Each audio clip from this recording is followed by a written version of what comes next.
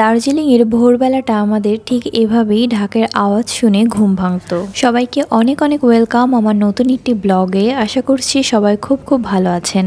এখন ভোর 6টার মতন বেজে গিয়েছে। আমি সকাল সকাল উঠে রেডি হয়ে নিয়েছি, শাড়ি পরেছি, ঐতিহাসিক একটা মন্দিরে এখন যাত্রা করছি। আজকে আপনাদের সাথে এমন একটি মন্দির শেয়ার করব যেখানে একই ঘরে একই সঙ্গে বসবাস করেন শিব, বুদ্ধ। দার্জিলিংয়ের এই মন্দিরের সাথে জড়িয়ে আছে অনেক ইতিহাস। যতদূর চোখ যায় সামনে শুধু আকাশ, পাহাড় আর ঠান্ডা কুয়াশা মাখা কিছু মানুষ। দার্জিলিং মেল থেকে বেশ আধা ঘন্টার মতন হেঁটে এখন পৌঁছে গিয়েছি মহাকাল মন্দিরে। ঐতিহাসিক এক মহাকাল মন্দির। দার্জিলিংয়ের বুকে থাকা জীবন্ত ইতিহাসের একটা প্রস্তরখণ্ড এটাই হচ্ছে মহাকাল মন্দিরের প্রধান বিগ্রহ, যেখানে শিব এবং বুদ্ধের পূজা একই সাথে আরাধনা করা হয়। শিবের পুরোহিতের সঙ্গে একই আসনে পাশে বসেন বৌদ্ধ সাধু। ইতিহাস ও কিংবদন্তি বলে মহাকাল মন্দিরের এই অঞ্চল থেকে শুরু হয়েছিল দার্জিলিংয়ের বিস্তার। আজও এই চত্বরকে এই শহরের সবচেয়ে পুরানো এবং পবিত্র অংশ বলে মনে করেন স্থানীয়রা। এখানে অনেকগুলো শিবলিঙ্গ রয়েছে। দার্জিলিং ও মহাকাল মন্দির উভয়ের গল্প শুরু হয় আজ থেকে 257 বছর আগে। সালটা 1765। 1765 সালে বাংলার উত্তরের এই অংশে এসে উপস্থিত হন এক তিব্বতী লামা, যার নাম ছিল দর্জি লিংজিং। আজকে যেটি অবজারভেটরি হিল নামে পরিচিত, সেটি তখন ছিল স্থানীয় লেপচাদের একটা পবিত্র স্থান। সেই স্থানেই লামা দর্জি লিংজিং তৈরি করেন একটি বৌদ্ধ মঠ। একটু একটু করে লেপচা এবং স্থানীয় ভুটানিরা এই মঠে আরাধনা শুরু করেছিল। 1782 সালে লামা দর্জি লিংজিংই তৈরি করেন এই মহাকাল মন্দির। একই ব্যক্তি যিনি ধর্মীয় বিশ্বাসের দিক থেকে বৌদ্ধ, তিনি একই জায়গায় শিব আর বুদ্ধের মন্দির তৈরি করেছিলেন, যা গোটা অঞ্চলের ইতিহাসের সাক্ষ্য বহন করছে। তবে বৌদ্ধ মঠটি এখন আর নিজের জায়গায় নেই।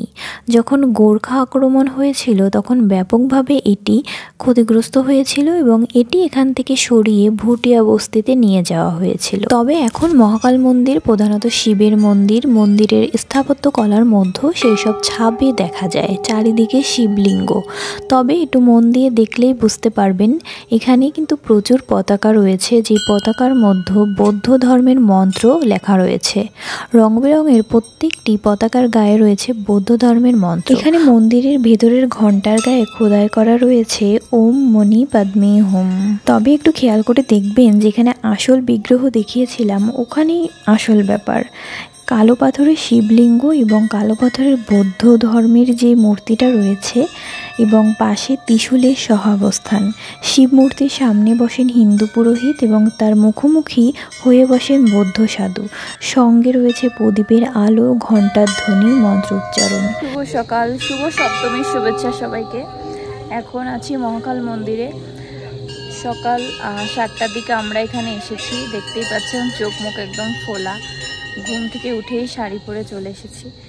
আর এখানে এসে মন্দিরে উঠতে এতটা কষ্ট, মানে পাহাড়টা বেশ উঁচু, পাহাড়ের উপরে হচ্ছে মন্দিরটা।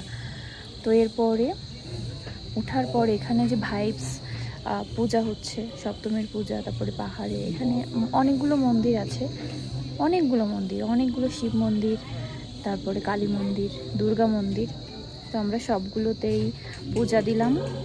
আর এখান থেকে প্রসাদের ডালি কিনে নিয়েছিলাম, ফুল, ওগুলো কিনে মহাকালের যে মেইন মন্দির রয়েছে ওখানে পূজা দিয়ে এখন এই যে বড়মার মন্দিরের সামনে বসে আছি। তো শুভ সপ্তমীর এই সকালটা কিন্তু সেরা। দার্জিলিংয়ে আজকেই আমাদের শেষ দিন। আজকে আমরা চলে যাচ্ছি দার্জিলিং থেকে কলকাতা। তো লাস্ট দিনে এই সকালটা আসলে মানে অবিস্মরণীয় একটা সকাল। কমপ্লিট, এখন আমরা সামনের দিকে যাচ্ছি। এখানে অনেক কিছু দেখার আছে, দেখি আর কি কি দেখতে পাই। তো চলেন।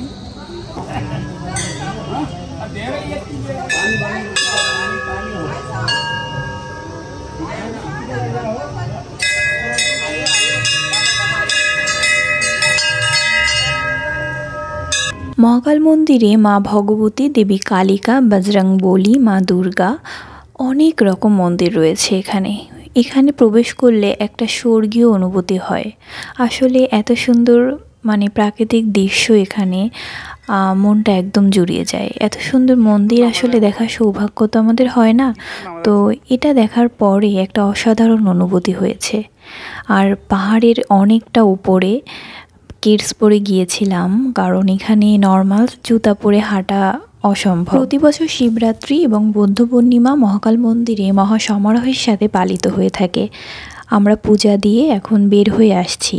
এই যে মহাকাল মার্কেট, এখান থেকেই মহাকাল মন্দিরে যেতে হয়। আর এখন আছি ঠিক ম্যালের মাঝখানে। এখানে চারপাশের ভাইবসটা কিন্তু অসাধারণ। আমরা এখন ব্রেকফাস্ট করতে এসেছি গ্লেনারিজে। গ্লেনারিজের ব্রেকফাস্ট, লাঞ্চ, ডিনার এক এক সময় এক এক রকম ভাইবস। ব্রিটিশদের বানানো এই অসাধারণ রেস্টুরেন্ট আসলেই যেন মনে হয় লন্ডনে চলে এসেছি।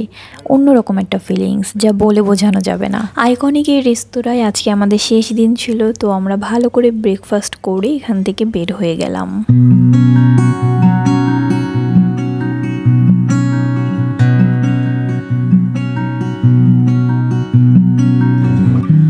আমরা মহাকাল মন্দির থেকে পুজো দিয়ে গ্লিনারিসে ব্রেকফাস্ট করে এখন রুমে চলে এসেছি। একটু পরেই আমরা চেক আউট করে যাব। আর আমাদের যে ভাইয়া দর্শন ভাইয়া ড্রাইভার, সে অলরেডি চলে এসেছে এবং তার অনেক দায়িত্ব। আজকে এখানে একটা উৎসব রয়েছে, এজন্য প্রচুর জ্যাম হবে রোডে। এখন জলদি জলদি রেডি হব, সব কিছু প্যাকিং করব, এরপরে গাড়িতে উঠে যাব। আজকে আমাদের 3টার সময় ট্রেন আছে Vande Bharat again.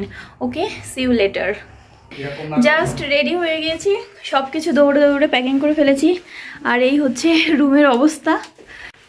So good bye Darjeeling, tata olive hotel. বিখ্যাত রেস্তোরাঁ, শপিং, দার্জিলিংয়ের এই যে ম্যাল রোডের ভাইবস, এটা যদি আপনি খুব কাছের থেকে ফিল নিতে চান তাহলে অবশ্যই এই হোটেলটা আমি আপনাদেরকে রিকমেন্ড করব। এখানে প্রতিদিনের ভাড়া ছিল 5000+। So if you can afford it, definitely come here. Olive হোটেলের 2 তলায় রয়েছে KFC। Very nice place. For kind your informations, আমার ফেসবুক পেজটা কিন্তু অলরেডি মনিটাইজড হয়ে গিয়েছে। যারা এখনও আমার ফেসবুক পেজ ফলো করেননি, please follow me. I put all the details in my description box. Thank you for watching, by.